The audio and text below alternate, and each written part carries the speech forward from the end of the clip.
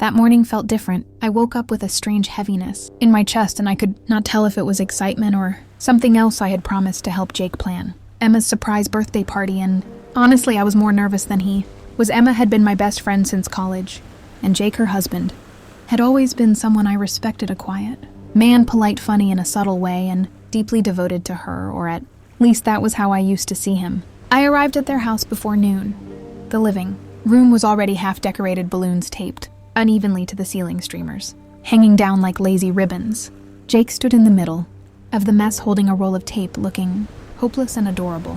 He smiled when he saw me, a small, real smile that reached his eyes, and for a second I felt something warm rush through me. I brushed it off and got to work. We spent hours fixing decorations, arranging food, hiding gifts, and laughing over old memories. At one point, I reached up to hang a string of lights and lost my balance. He caught me by the waist, steadying me, and suddenly the air between us changed. It was quick, almost nothing, but his hand lingered a second. Too long. My heart stumbled. Inside my chest, I stepped back, pretending to adjust the lights, but my hands were shaking slightly. We ordered pizza and sat on the floor, surrounded by wrapping paper and candles. Jake poured me a drink, and we talked about random things, movies, work life, how fast the years were passing.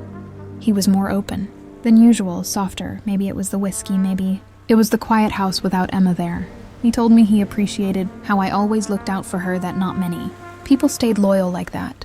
The way he said it, though, it made me feel seen in a way I had not been seen in a long time. When the doorbell rang, I almost jumped.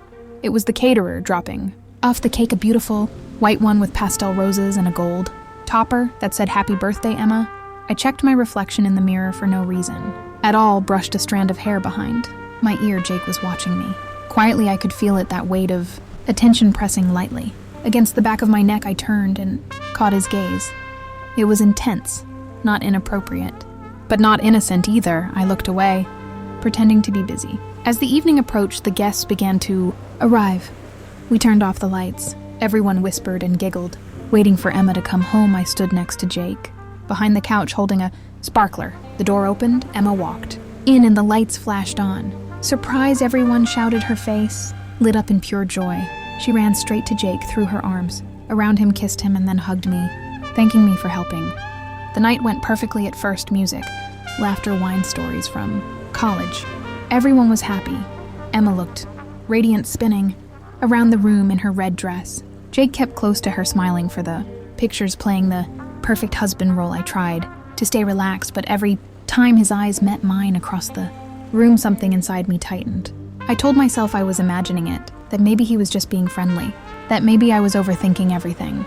Later, when it was time for the cake, Emma stood in front of it, surrounded by candles glowing in the soft light. The guests began to sing, and I stepped beside Jake, holding a tray of plates. He leaned closer and whispered, "She looks so happy." I nodded, unable to speak because I could feel his breath near my ear, warm and steady. When the song ended, Emma blew out the candles, and everyone clapped. Then it happened, the kind of moment that freezes everything. Emma turned her head to look at me, smiling, and caught Jake's eyes on me. Instead, it was just a second, but it was enough. I saw the confusion flicker across her face, like a shadow passing over the sun. Jake quickly looked away, pretending to cut the cake, but the damage was already done. I felt my stomach twist.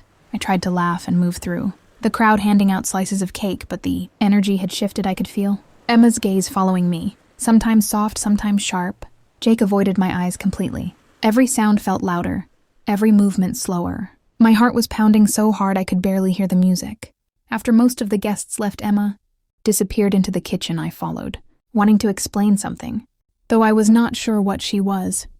Rinsing glasses, her hands trembling slightly, she looked up and smiled too quickly. "Thank you for everything," she said. "You and Jake make a good team." It sounded like a compliment, but her eyes told another story. I forced a smile and said it was nothing. She nodded, but her lips tightened, and I knew she did not believe me. When I left that night, the air outside was cool, the street quiet. I stood by my car, for a moment, staring back at the house. Through the window, I could see them inside, Jake standing behind Emma, his hand on her shoulder. She looked straight ahead, but her eyes seemed far away. I wondered if she could still feel his gaze the way I did that day. I drove home with the music, low, trying to push away the guilt that kept crawling up my throat. I told myself it was nothing, that I was imagining everything, but deep down I knew something had shifted. Something small and dangerous that I could no longer pretend was not real. The next few days were strange. I tried to go about life as if nothing had happened but that night. Replayed in my mind like a film, I could not pause the look in his eyes, the way Emma's smile had cracked for just a second, the heaviness that followed. It all stayed. With me, I told myself to forget it, to move on because I loved Emma too much to ever be the reason her heart broke. But guilt is a quiet thing. It hides under the skin and waits. Emma called me 3 days later asking if I could come by for coffee. Her voice was calm, but distant. When I arrived, she greeted me with that same forced smile that never reached her eyes. The house felt different, colder maybe. It was me imagining things. We sat at the kitchen table, the same one where I had once laughed. With both of them, she poured coffee and talked about her work, her clients, her new project. I nodded, but every word felt like a test, like she was watching my reactions carefully. Then Jake walked in, wearing his usual calm smile. He said hey in that low voice that always carried warmth, and for a moment, everything felt normal again until our eyes met. There it was again, that unspoken thing, the awareness. Between us, he quickly looked away, asked Emma if she needed anything, and left the room.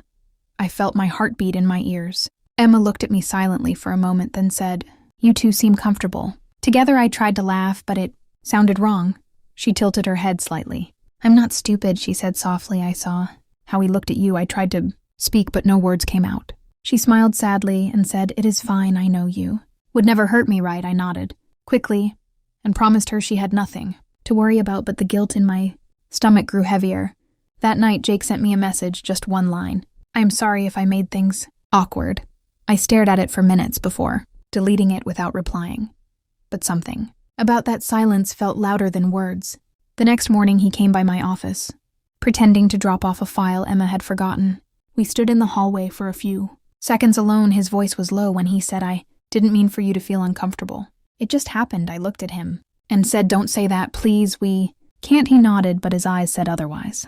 Days turned into weeks.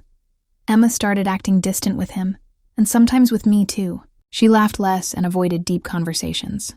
One evening she called again, asking if I could help plan their anniversary dinner. She said, "Maybe we can reset things, start over." I agreed because I wanted to fix everything, even though I wasn't sure how. The night of the anniversary came.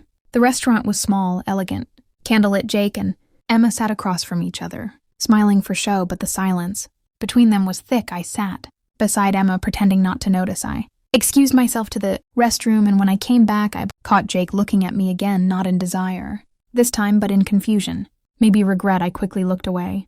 When dinner ended, Emma hugged me tightly and whispered, "Thank you for always being here." I wanted to tell her everything, to confess how wrong I felt, but I couldn't. I drove home feeling hollow. When I reached my apartment, my phone buzzed. It was Jake again, one message. "You deserve someone who looks at you like that." It felt like a confession disguised as comfort. I ignored it for days. I focused on work, stopped visiting, tried to create distance, but one evening Emma showed up at my place without warning. She looked tired, like she hadn't slept. She sat on my couch and said, "I think Jake is hiding something." I froze. She said he's been distracted, quiet, always on his phone, and when I ask, he says it's work. Then she looked at me with eyes that knew too much and said, "I just need to know if it's about you." My throat burned. I wanted to tell her no and mean it, but silence filled the room. She stood up slowly and said, "I guess silence is an answer too." She walked to the door and turned once more, her eyes glossy. "I thought we were sisters," she whispered, then left. I sat there for a long time, unable to breathe. The phone rang again and again, but I didn't answer. Not Jake, not anyone. The next morning, I packed a bag and drove out of town. I needed distance from both of them, from the guilt, from the look that had ruined everything.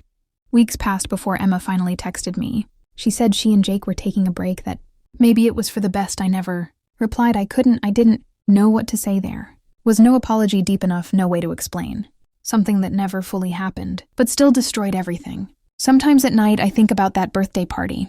The candles, the laughter, the moment, everything shifted. I remember the way his eyes found mine and how one glance changed 3 lives. Forever, I still see Emma's face that night when she realized, and I wonder if she will ever forgive me. Maybe one day she will, maybe one day I will forgive myself. But for now, I live quietly. I avoid birthdays, I avoid surprises, and I avoid the kind of look that can burn down everything you ever thought was safe.